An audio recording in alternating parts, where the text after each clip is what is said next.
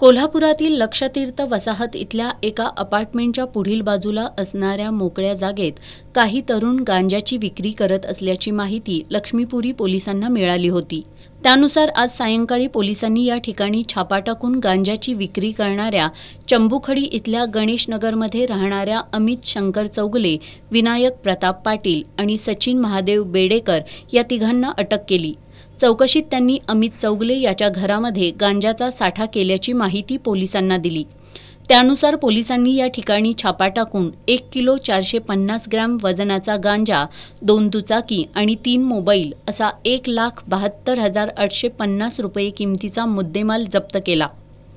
Police निरीक्षक दिलीप पवार यांच्या मार्गदर्शनाखाली पोलीस उपनिरीक्षक विठ्ठल जाधव, मंगेश माने, तानाजी दावणे, किशोर पवार, देवानंद बल्लारी, अमित पाटील आणि अतुल पाटील यांनी या कारवाईत सहभाग घेतला होता।